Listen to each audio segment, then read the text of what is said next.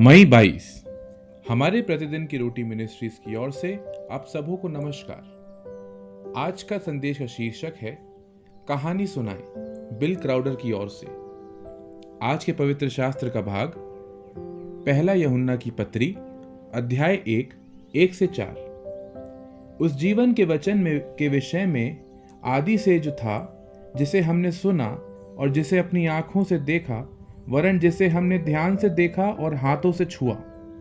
यह जीवन प्रकट हुआ और हमने उसे देखा और उसकी गवाही देते हैं और तुम्हें उस अनंत जीवन का सुसमाचार देते हैं जो पिता के साथ था और हम पर प्रकट हुआ। जो कुछ हमने देखा और सुना है उसका सुसमाचार तुम्हें भी देते हैं, इसलिए कि तुम भी हमारे साथ सहभागी हो। और हमारी यह सहभागिता पिता के साथ और उसके पुत्र प्रभु यीशु मसीह के साथ है। और ये बातें हम इसलिए लिखते हैं कि हमारा आनंद पूरा हो जाए।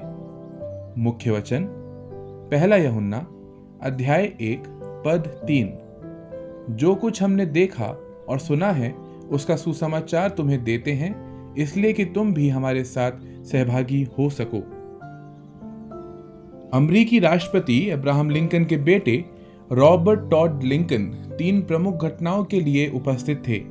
अपने ही पिता की मृत्यु के साथ साथ राष्ट्रपति जेम्स गारफील्ड और विलियम मैककिंले की हत्याएं। लेकिन गौर कीजिए कि प्रेरित यूहन्ना इतिहास की 4 सबसे महत्वपूर्ण घटनाओं में मौजूद था।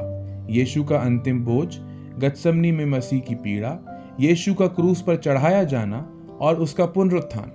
यूहन्ना जानता था कि इन घटनाओं का गवाह बनना ही इन क्षणों में उसकी उपस्थिति का अंतिम कारण था। यूहन्ना 21:24 में उसने लिखा, यह वही चेला है जो इन बातों की गवाही देता है और जिसने उन्हें लिख भी लिया है। हम जानते हैं कि उसकी गवाही सच्ची है। यूहन्ना ने पहला यूहन्ना के अपने पत्र में इसकी पुष्टि की। उसने लिखा, वह जो आदि से था, जिसे हमने सुना और जिसे अपनी आंखों से देखा और जिसे हमने ध्यान से देखा और जिसे हमने छुआ है, उसका प्रचार करते हैं। यूहन्ना को लगा कि यह उसका कर्तव्य है कि वह यीशु के बारे में अपनी प्रत्यक्षदर्शी कहानी साझा करे। क्यों? उसने कहा, जो कुछ हमने देखा और सुना है उसका सुसमाचार तुम्हें भी देते हैं, इसलिए कि तुम भी हमारे साथ सहभागी हो। हमारे जीवन की घटनाएं आश्चर्यजनक या साधारण हो सकती हैं, लेकिन दोनों ही परिस्थितियों में परमेश्वर उन्हें आयोजित कर रहा होता है ताकि हम उसकी गवाही दे सके। जैसा कि हम मसीह के अनुग्रह और ज्ञान में विश्राम करते हैं, काश हम जीवन के आश्चर्यजनक क्षणों में भी उसके लिए बोल सकें। आपके विश्वास की कहानी के कुछ आश्चर्यजनक पल क्या हैं?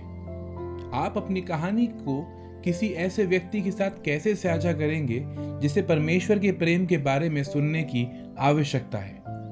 हे यीशु, कृपया मुझे उन समयों के प्रति संवेदनशील होने की मदद करें कि मैं दूसरों के साथ आपकी उपस्थिति और आपके काम को साझा कर सकूं। आमीन।